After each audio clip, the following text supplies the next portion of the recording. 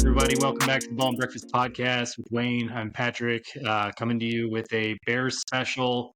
Wayne and I are going to talk about mock trades that the Bears could make involving Justin Fields, maybe not involving Justin Fields, but, looking at what the draft is going to present the Bears and what our, needs are at this point. There's a lot of things that they could do. We're going to walk through maybe some of the, trades that they could pull off either, before or maybe on draft day. Wayne and I have both scripted up 3 different mock trades each. So without further ado, I'm going to kick it over to Wayne to go over his first trade.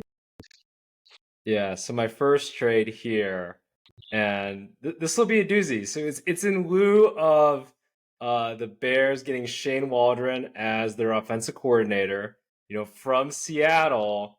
I'm thinking Shane's like, hey, he's gonna get a Ryan Polizier here. He's gonna be like, hey, can I get a wideout from Seattle that I know and that also loves Chicago too, and has a family member who has played for the Chicago Bears? I'm going to bring over DJ Metcalf and the 16th overall pick for the 9th pick up here. I'm thinking I'm theorizing there's going to be a lot of momentum for the Seahawks. New regime now. Pete Carroll is gone. So I'm thinking that they're going to want to bring in a quarterback. I'm thinking they're going to trade up, get Michael Penix Jr. I think that there's some other teams out there that might be looking at that young quarterback there, maybe the Vikings, I think, and then some other teams as well, kind of vying for that position there in the 9th spot. So I don't know. A lot of crazy things can happen. And, again, it's kind of a rebuilding season. They got Jackson Smith-Njigba, Tyler Lockett there. He's definitely that staple that they have over there. He is 32 years old, but, honestly, it's like, hey, if DK Metcalf, he's going to be making $24.5 million in year 24, and then $29.5 million the year afterwards. So I'm like, hey, maybe they just want to clear up everything here. They can also draft a wide out in this very talented wide receiver draft, maybe in the second round there for themselves. So that's what I'm thinking. Maybe something like this could make sense. And then, if the Bears are to, draft Caleb Williams, trade away Justin Fields, right? Like, hey, why not load up on the wideout position so that we can shore up and make sure that we are going to get that 4,000-yard passer and, just have an awesome offense to complement what we were having as an emerging defense there. So that is my first pick there. I'll turn it back to you, but I want to hear what are your thoughts on that trade? I mean, that's a slam dunk for us if we were to get a pick swap and then get DK Metcalf, as well to go with it. I guess my first thought was, would Seattle be willing to part with that kind of premium type, positional player and give up their first round pick just to move up 7 spots? I agree. I think there could be some desperation, involved in this type of deal. I just think, is that a little bit too rich for, what the Seahawks may, prefer to do? You did mention the contract, which I think could be a big thing. You give them a lot of, cap relief and things. If I was to edit it or even just say like, would the Bears have to slide over maybe their 3rd rounder, or, would they give them future considerations? Like that might have to be, a part of it as well. But no, I think the structure of the deal is fine. I think Lockett's uncertainty too is one thing I'd raise as well. Like if we have Penix and you have Geno Smith, are you just stuck with JSN then at the wideout spot, and you have like Noah Fant, I believe, as well on the outside, or kind of lining up maybe as a tight end? Like how would you foresee them kind of building a team around that Penix pick, I guess, if you were the Seahawks? Yeah, I mean, I think that to your point, yeah, maybe there is like an offering of maybe a 3rd, 4th rounder or something that just to kind of push to them over the edge. But yeah, like I said, I guess this is a talented draft. Maybe the Seahawks are looking to get younger on the offensive side with a little bit of continuity in terms of keeping Tyler Lockett. Now, I thought about would the Bears be interested in trading for Tyler Lockett, but I think in this circumstance, maybe not, just because he's going to be paid like $15 million there, and he's going to be age 32, so it's less, I guess, of a incentive of a push, I guess, for the Bears to actually go with that. But with DK Metcalf, I understand that obviously if the Seahawks were to pick, they would probably want to keep Metcalf over Lockett. He's younger. He probably complements us with JSN a lot more in terms of what he brings to the table there. But hey, if you're going to get a potential franchise quarterback within Michael Penix Jr., if you're going to get somebody that's also known in the Seattle area, having played for the University of Washington, then there's probably a little bit more of a push or incentive for them to kind of just make this deal happen. That being said, yeah, I think DK Metcalf, he's obviously their best wideout. So, but hey, a lot of desperate things can happen, I think, for quarterback hungry teams out there. Yeah, we saw what happened last year with the Panthers sliding over their number one to us, and we've been reaping the benefits of DJ Moore. I wonder if that's like a cautionary tale to other teams, like, hey, you may go out and get that franchise quarterback, but like, don't take away his number one option too. Like that's a huge liability we saw for Bryce Young last year. But I don't know. Going through the draft, we've seen crazy things happen.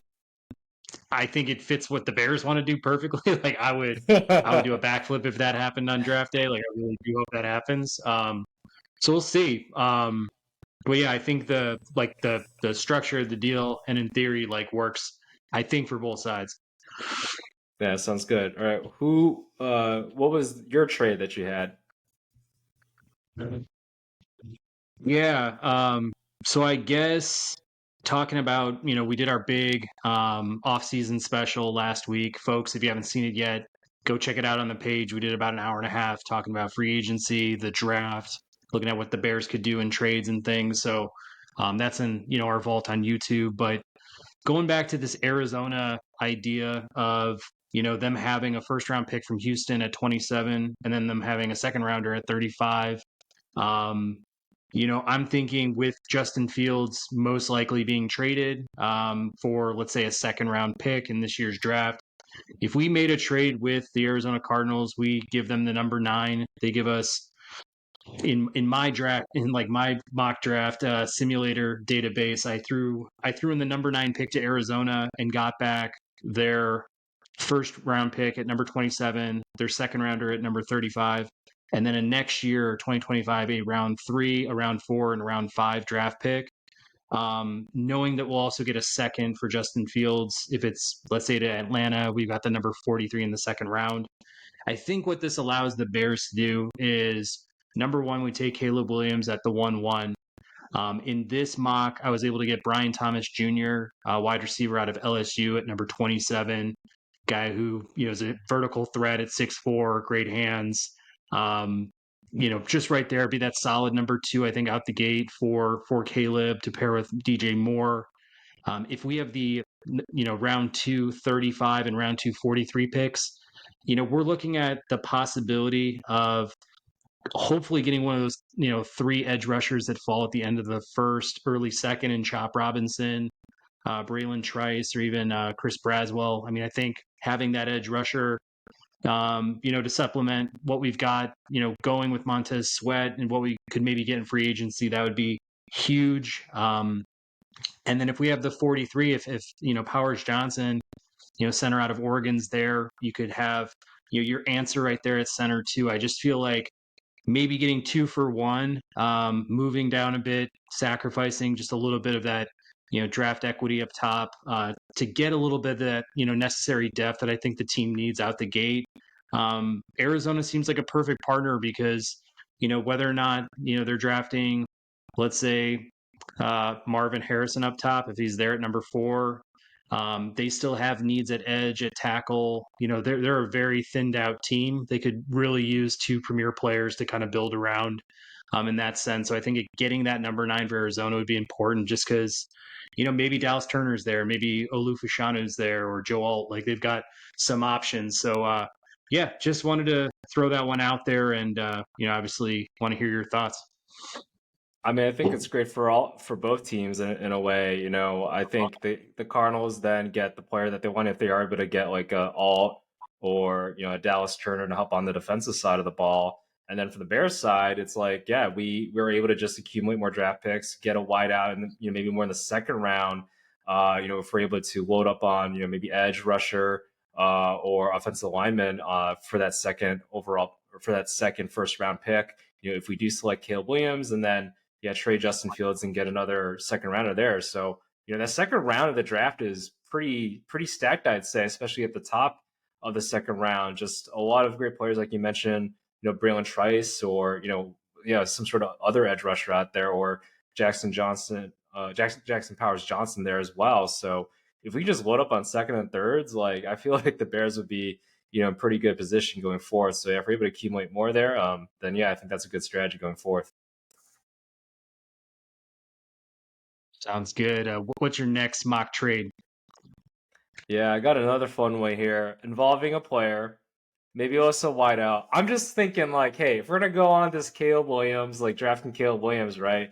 Like, let's think about this. Let's think if we are able to get other wideouts, kind of like how we fleeced the Panthers with the DJ Moore trade a little bit. So maybe not of the caliber of a DJ Moore, but something like that. So I've been hearing on the Twitter sphere, or whatever we want to call it, the X sphere, or all the online news about, man, Sean Payton, he really likes Caleb Williams. He's talked a lot about him on other podcasts, saying that, hey, this guy, he's generational.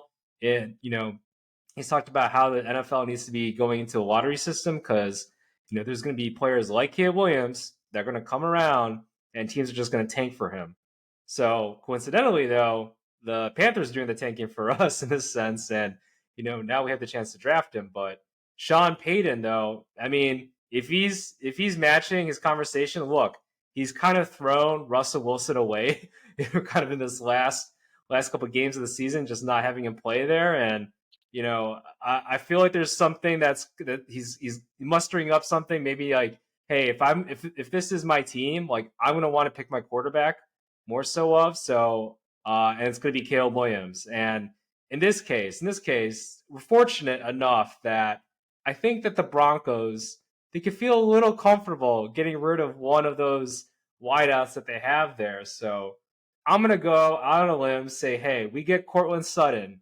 We get 3 first rounders this year, and then the next couple years first rounders, because, hey, they're trading up from what, I think 12th overall or 13th overall or something like that. So they're moving on up. And we're going to be like, we want your ace wideout. And then, we also want 2 other first rounders for the future for this generational quarterback that you so love here. So that's what I'm thinking. That's what I love. And then, with that 12th pick, and then having that 9th pick there in the first round, should be able to load up on an edge rusher, maybe with that second that was it 12th or 13th pick there, and then 9th pick, maybe get a Dunze or something like that to help out with Justin Fields. So again, this is like if we were to play this whole angle of building around Justin Fields, like we can accumulate a lot of draft capital for the future, for this year too, and make it basically inexcusable for the Bears to have a losing season this coming season. It's a wild one, and I actually like it. And I think the draft haul of the first rounders is appropriate. I mean, I think we saw last year what happened with CJ Stroud and the Texans, and how quickly things were able to turn around out in Houston. I think that premium for that top pick, especially when a generational quarterback is in the mix there at the top. I mean, I think that could get a really, really attractive offer, especially from a team like the Broncos, who I've heard maybe even willing to be, part with Patrick Surtain, which I think is nuts, like for the fact that they would actually dangle him in a kind of a move up scenario, given how, important he is to the defense. I think, we saw, Champ Bailey get traded in the past for, who was that running back? Clinton Portis.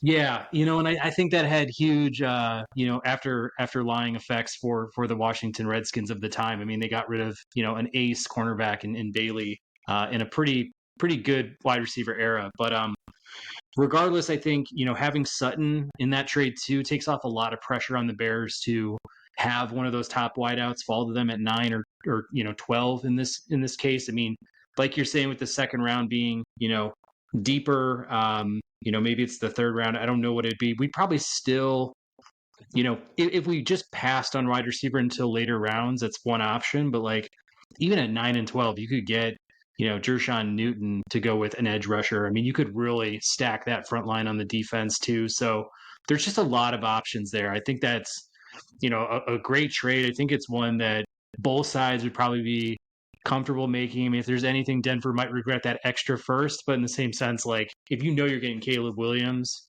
and the desperation on top of it, like they could probably pull that trigger. Yeah, no, this changes the game. I feel like if they are able to get that second wideout, yeah, he's going to be making what $18 million a year. Looks like signed through 2025 there. But yeah, like if we are able to get multiple first rounders, or hey, maybe they don't toss in that third first rounder, they just toss in a second rounder, or something like that. Like I'll take that for sure, and kind of just take the draft capital, and then yeah, utilize or focus on other positions other than wideout. Maybe for the later rounds.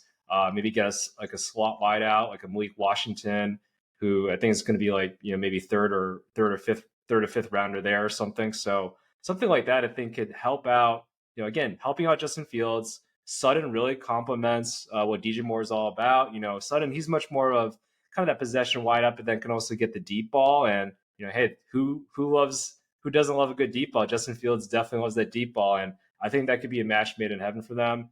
And then, yeah, it really opens up about, maybe we get the tight end from Georgia, Mr. Brock over there. So, like, it really just opens up a lot of things, I feel like, for the Bears if they were to get that one more impactful player there. And then, yeah, maybe just load up on the line for the rest of the picks there for both offense and defense.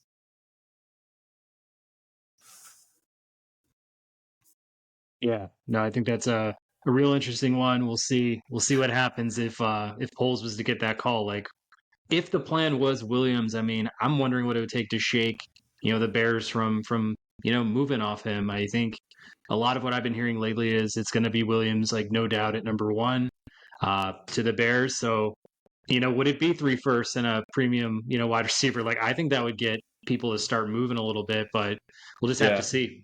Yeah, that would get even like the biggest anti Justin Fields, pro Caleb Williams people like, well, yeah, actually Sutton, he's a pretty good wideout, and oh, we get like future first round picks or something, or maybe a third rounder. I don't think the Broncos have a second rounder this year, but yeah, maybe like another third rounder in there or something like that. That could open up some raise some eyebrows there. So I don't know, just I think fun to theorize that, and like I said, you get one more positional player that you don't have to worry about, later. So yeah, and you can just focus on the line and build through the line. Get Brock Bowers, like yeah, you can do a lot of things if this trade were to go down. No doubt. In my next trade, I've been hearing some rumblings out of Pittsburgh that they'd like to, entertain, the Bears on what it would take to get Justin Fields. I ran through a lot of different scenarios in my simulator. It took a while for me to get a trade that I felt like was appropriate.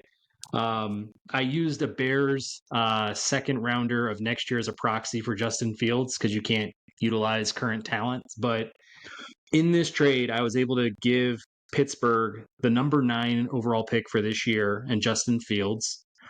And in return, I got a pick swap at Pittsburgh's number 20 for this year, as well as a fourth rounder in this draft. And then I got Pittsburgh's first round pick next year and a third round pick next year. So this would require a little bit of patience from Bears fans in terms of like not seeing that immediate, return in this year's draft, but in the same sense, like holding, 2 first round picks for, Fields in the number 9. Like, I think it's okay. I mean, just looking at the deal structure, I know right now we're hearing a lot of like Fields is going to go for a second and a second or a second and a third or something like that. But if we can get a first rounder, from some of the analysts out there, they've been talking like, could Atlanta part with the number 8? Like that'd be amazing. But overall, I was okay with just the pieces moving back and forth here. For the Bears, if they draft Caleb Williams at number 1, in this mock draft, I was able to get Laiatu Latu out of UCLA at our edge at number 20. I think it's far-fetched that he'd fall that far, but injury concerns and things like that could play a part in some teams' drafts day decision making. Like we've seen certain guys fall due to things like this. So if they're more prone to picking up a guy like Dallas Turner or Jared Verse over Latu, and he was happen to fall with us and be healthy, like that'd be great for us. In the same sense, I think getting Brendan Rice a little bit further down in the fourth round out of USC, like why not bring over Jerry Rice's kid with that extra pick that we got from Pittsburgh? Was able to get a defensive lineman in the third and a cornerback also in the fourth. So in a lot of ways, just kind of trying to think about what can Fields fetch for us, but in the same sense, you know, knowing that that number 9 overall pick could also be a way to, increase the draft capital that we get back. I use that number 9 pick a lot in my trades just to see, what kind of packages other teams will put together. But Wayne, how would you feel about this if it transpired? What would you like to see in a deal like this if it didn't fit, what you were looking for? Yeah. I mean, I think it's decent. I think the idea is that I do like the aspect if we are going to get Caleb Williams, right?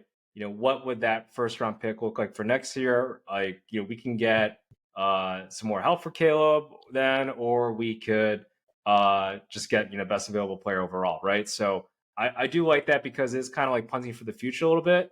What I like more immediate return? Yeah, sure. I mean, who wouldn't? But do I hate it? No. Am I in love with it? Maybe not the most. But yeah, if we are able to get I don't know, like a third rounder, fourth rounder, something like that, just to make my tummy feel a little bit better. I feel like that would help kind of take me over the edge there. But yeah, overall, I don't hate it, especially if we are switching to kind of that rookie quarterback, and getting kind of building for the future. Then getting that extra first rounder. Albeit, hey, the Steelers are always seem to be in the playoff hunt, so it might be at least like a 16th, 17th overall pick. I wouldn't mind that. Could probably get some decent talent with that for sure. So, but yeah, I'm like okay with it. I'm okay with it. Maybe yeah, if we already get a third, fourth rounder in there, that would definitely put some honey on the pot there. For sure. And how do you feel about Justin Fields going over the Steelers? Like, how do you think that would play out for him?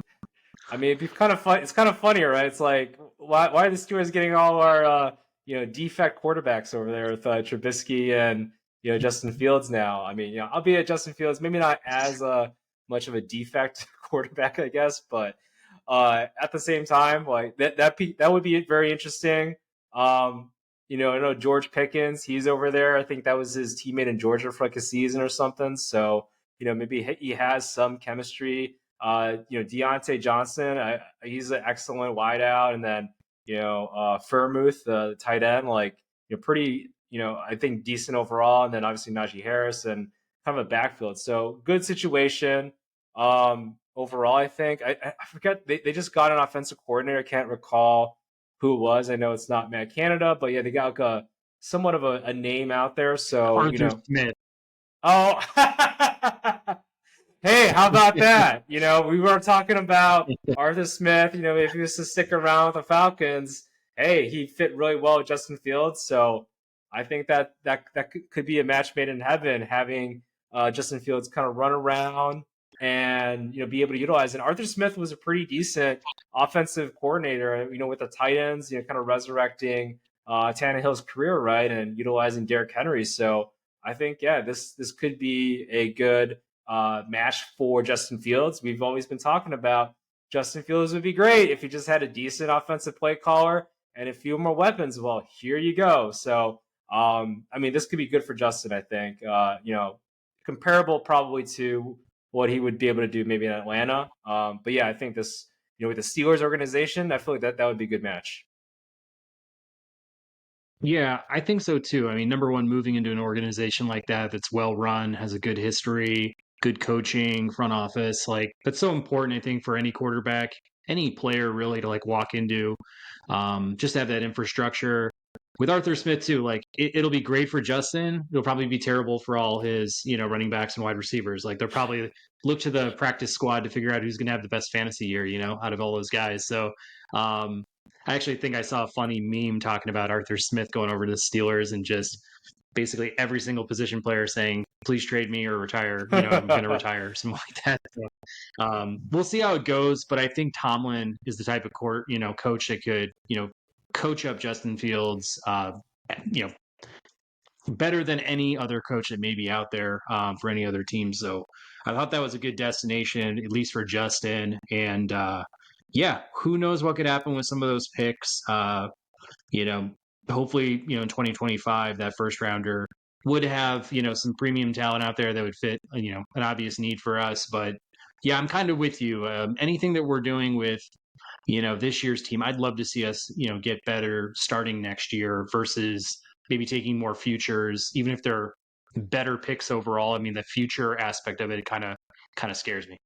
Yeah, and I mean this is a pretty good draft, so I'm excited. Like I don't know what next year's draft is going to look like necessarily, but with the quarterback talent that a lot of people are putting into the first round here, that kind of slides in the other positions a little bit down more so of. So yeah, so I think overall this draft is pretty deep. Maybe weaker in certain positions here and there, but overall it's a pretty strong draft, I would say. So if we can accumulate some more picks, great, and then let's just build up our roster more so of. So yeah, we look at the teams like the 49ers. They made some great hauls of getting some late rounders there. Fred Warner wasn't like the top rated linebacker there, and obviously Brock Purdy. So they make the most out of the draft capital that they have. So if we can only, I think, wish something similar for the Bears here. But yeah, if we are able to get some more draft picks in this year's draft, that would just make the deal a lot better. For sure. How about your last mock trade here? Yeah, well, I think we both had in mind of like, let's see what we can do with this Justin Fields situation here. So I am trading Justin Fields, although I know in my the last episode, I had him keeping him in there. I was trying to fight for him, but hey, guess what? Like, I think this situation, I wouldn't mind as much. So Justin Fields is going to be traded, and we are going to be getting. But this is for the Justin Fields and the ninth pick, the Bears' ninth pick.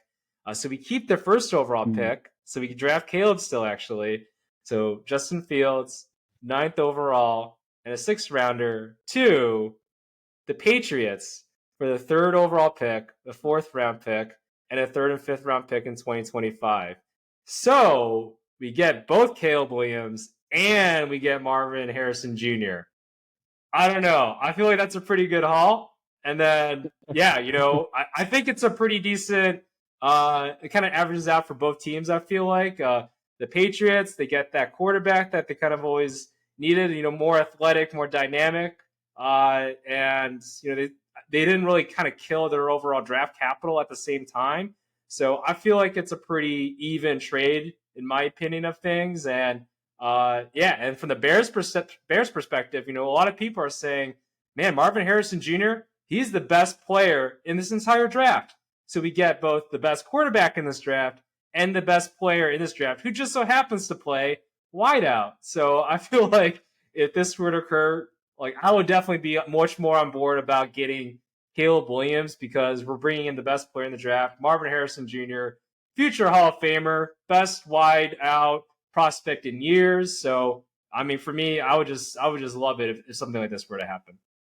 What are your thoughts? That's money right there. I mean, like that's a grand slam if that happens for the Bears. I mean, we'll all be doing the Johnny Manziel every single game with those two paired up. Yeah, love it for the Bears. If I'm thinking about it from the Patriots perspective, I really want to know when this is all settled. I'm very fascinated to know what Fields trade value is to other teams because it is such a range. Like we've heard, could Atlanta part with the number 8, like, or is this more of a second round deal? Like, what are teams really thinking about Justin Fields? But if people really do put that premium on him, then it makes sense because you're getting 2 first rounders, for the price of 1 for the most part if you're New England. Unfortunately, that 1 first rounder that you're giving up is for a Hall of Fame type wide receiver, as a lot of people are claiming, Marvin Harrison can be. So it's like that is a lot to really part with if you are the Patriots. If I was a fan of the Patriots, I mean, I'd be a little bit nervous about that. I mean, would I don't know. Would I rather go into that situation knowing I can just get Marvin, or maybe it's a Drake May, maybe it's Jaden Daniels. It's like it's hard to really assess that because if Fields can play better than both of those guys, then you really just got basically two, top 9 picks for the price of one. So Yeah. this has a lot of different circumstances, consequences that we could figure out over the next couple of years or so. The only other wrinkle to it is if Fields is successful, you are now moving into max extension territory. So if you're New England, you're rebooting. Is that something you want to commit to, in the second year of having Justin Fields? I think it's a question that everybody's going to have to ask themselves if they're bringing him on. And I think that's why his trade value has been dropped to a second, round pick type territory, because it's like, hey, we're gonna have to pay this guy a lot if he ends up being a star. So, anyways, that's my 2 cents. I think if Fields is to play to his potential, which it just didn't happen in Chicago, then shit, you've got a franchise quarterback. But if he goes bust or just stays, average below average, then you're kind of you've just let a Hall of Fame wide receiver walk on over to the Bears for, let's call it an edge rusher, a premium tackle. Maybe it's a Roman Dunze. We'll have to see. Yeah, and that's what I was thinking then. Is like, yeah, maybe they go for like a Roman Dunze, like, get Justin Fields and then get him some help out there with that 9th pick, with whoever is the best available wideout, or Brock Bowers falls that far too. Like, they could use him too. Basically, he's kind of like his own wideout. So different areas that they can go to for there. But yeah, then, hey, they get the quarterback that, I guess they want, but then they also get a wide out or some sort of offensive weapon potentially there. So it kind of is like, yeah, getting another pick, but yeah, obviously you're going to be paying that premium more so for Justin Fields, albeit a little bit sooner rather than later, right? So kind of a give and take, but if I'm a Patriots, fan, I guess it's like, yeah, there still are some question marks for Justin Fields. Going to have to learn the new system and such, but he's, everybody and their mom is basically saying, all Bears fans are like, hey, he's talented. He just needs the right coach, right coaching in a right situation. And hey, the Patriots, I know they're kind of rebuilding now with Jared Mayo, but they still have, a lot of the scouting and all that there, the personnel there. So that should help, provide a solidified foundation, I think, for Justin Fields. And then, yeah, they're the 9th pick overall there too. A dude's there, whatever wide out that falls that far. So, but yeah, just feels like, yeah, this could be, it definitely is a great thing for the Bears, for Bears fans, if we are able to get both Caleb Williams and Marvin Harrison Jr. though. That would just be awesome though. Maybe it's just me being excited and be like, yeah, let's just approve the trade and move on, right? Yes, I'm all for that. Yeah, I just want to say that one more time. Very much in favor of us doing Johnny Manziel poses all year as Chicago Bears fans. I guess in my last mock trade, I looked for another team that is looking for, a fixture at the quarterback position. I bypassed some teams that maybe are a little bit more obvious, but, wanted to bring New Orleans into the mix here. I feel like, with what Derek Carr, kind of showed last year is very, middling in terms of what he was able to do with the Saints. Didn't get him into the playoffs. It's been a very consistent story for him in his past. Jameis Winston, I mean, he had some spot starts. He had some time under center. They just need to move on from that. They need to kind of get out of that Winston era, and just kind of shake it up altogether. I don't know if at 14, New Orleans is going to see a lot that they really like in terms of quarterback prospects. I mean, is it Penix? Is it McCarthy? Could Bo Nix be there? Is that something that they want to do? I'm just not sure. I feel like, maybe with a new era, they bring in a new style, and Kamara still has some legs in him, and you got Chris Olave there. You have some talent there to work with. If Fields was to come over immediately. So the trade package that I put together with New Orleans was, the Bears would send over the number 9 overall and Justin Fields. And in response, we moved down a little bit to 14 in the first round, take that back from New Orleans, get their second rounder at number 45. And then New Orleans is also going to throw in a 3rd and 4th round pick in next year's draft. I guess with that, when I ran a mock draft afterwards, we were able to get Caleb Williams at 1-1. With the 14th overall pick, we got Jershawn Newton, defensive tackle out of Illinois, kind of really shoring up, the interior on the defensive side. And then with the second round pick, I was able to get Ladd McConkey at number 45. I thought, vertical threat, good hands. He's a little bit of a thinner build, but, really balled out at Georgia and seems like the kind of guy who's just high IQ, would be a really nice piece next to DJ Moore. I mean, I'm getting like Adam Thielen type vibes out of him. I think, that's the kind of guy that maybe, could be a really good possession type wide receiver for us. Could go further down my board, just kind of rounding out this draft, but just we'll stop there. Just overall reactions would be just good to hear from you. Yeah, I mean, with that kind of switch there for the later pick, I mean, like Noonan, I think could be excellent because I think that's one thing in terms of interior pass rushers in this year's draft. Not too many I think stand out. So for me, it's like Noonan. I think he kind of is like that premium in a way. So if we are able to nab him, if it's like between him and maybe like I don't know Jared Verse, like I mean I would be up in the air a little bit on that because while I do like Jared Verse, he's been inconsistent, but Newton, he's if you get interior pressure, like it's a slam dunk. It's hard to kind of escape that, So as much as like I've seen like Jervon Dexter and the progress he's made in the later half, it's it's definitely like just such an important part for this defense. So you definitely want to nail that there, but. Yeah, I think that's a reasonable trade. In my opinion, I think for both teams, if Jared or if Justin Fields gets traded over, say, to New Orleans there. It'd be interesting what happens if they're with Derek Carr then, and then with Winston, if they're just going to be like, go, or kind of what that situation looks like there. So, but yeah, if that were to be the case, hey, we got that second rounder there. McConkey, I mean, I like him overall, but I just feel like we have bigger needs than I guess kind of like that slot wide receiver. If there is like a Troy Franklin there or Xavier Worthy, maybe a little bit more explosive wideouts, like I would be much more in favor there. But I wouldn't hate it if we get McConkey there. And then we do have a Georgia fan out there that I know would love McConkey, maybe to join the Bears there. So. But anyway, yeah, I don't hate it, but yeah, I don't love it either. But with regards to the haul overall, but yeah, if that were to happen, that would be a great situation also for Justin Fields. I feel like all these other situations that he could potentially be going to is just a better situation overall for him. Yeah, he gets teamed up there with Olave too, right? Like that would be the biggest thing I feel like because he was killing it with Olave. Like that was like his favorite wideout when he was at Ohio State. So. That would be the bigger news, I feel like. And then, that chemistry that they had over there, if they can replicate that, then people would be shutting up about Justin Fields as a running back because they were magical over there at Ohio State. Yeah. I think the other wide receiver that was on the board was Xavier Leggett out of South Carolina. That may be more of what you're looking for, talking about in terms of just style of play. I mean, just somebody who's a little bit bigger, more explosive, etc. I kind of just went back and forth with it. Like, I don't know at the end of the day who's going to be a better NFL player at the wide receiver position. Like, I feel McConkey.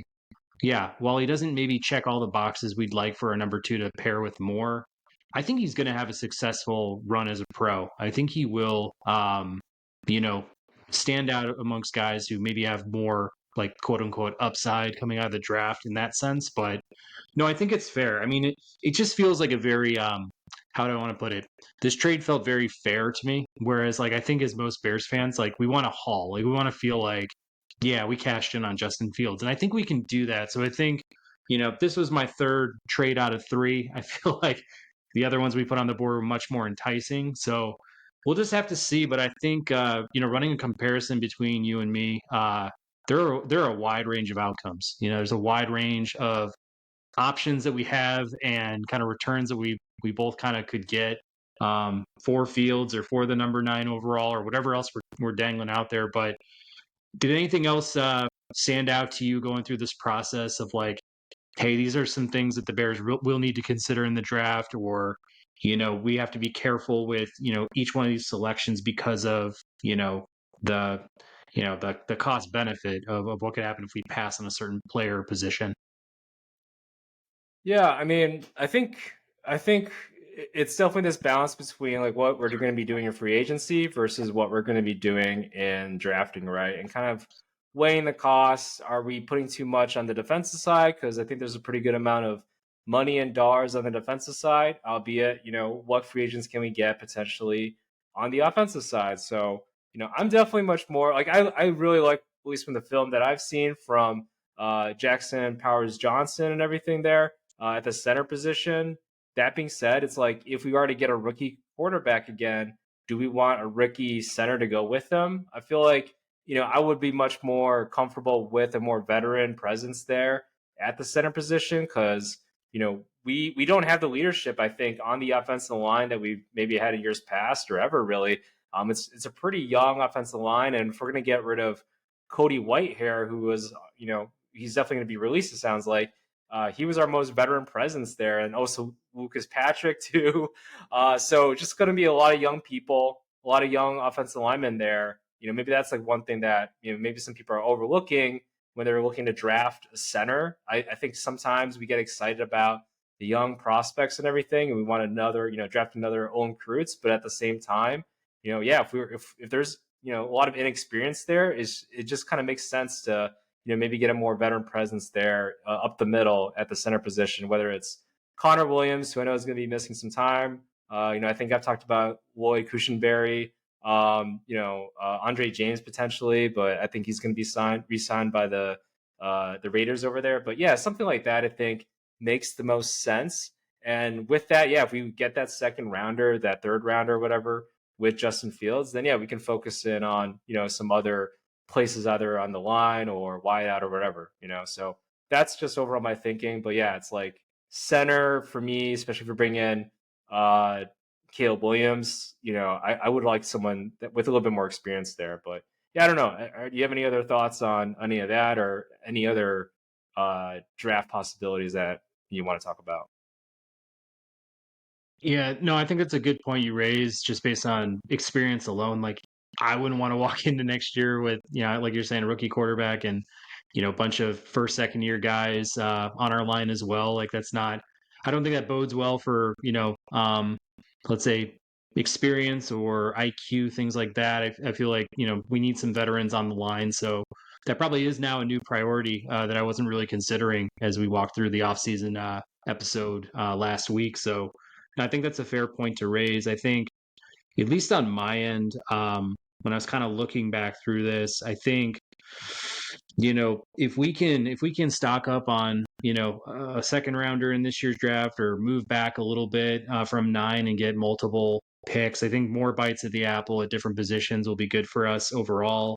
I think edge rusher is pretty important towards the top of the draft. I mean, it feels like it kind of falls off quickly as you get into that top end of the second round. So I feel like we kind of need to either make our pick there in the first round, or if we get a second, like hoping that something is still there if we don't address the edge rusher position, in free agency.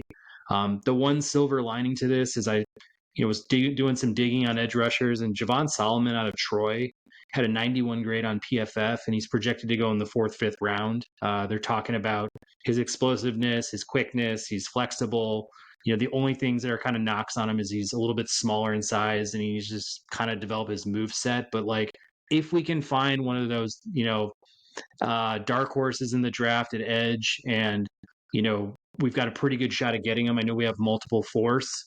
That could be an interesting thing, because then it would open up the top end of the draft to kind of solve those other needs in the process. Like, I know we've been, at least debating cornerback, whether we get Jalen Johnson or not is one thing, but I know guys like, Wiggins and, Dejan may be available in the first round for us, maybe in the second. Like, I don't think so, but possibly there's another guy who could be out there in the second round. But yeah, I'm just trying to think of all the possibilities. I think depth is important to us, and nailing on some key positions will be important too, if we don't hit home runs in free agency.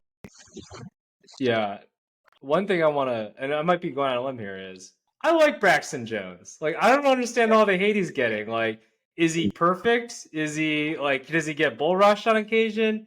Yes.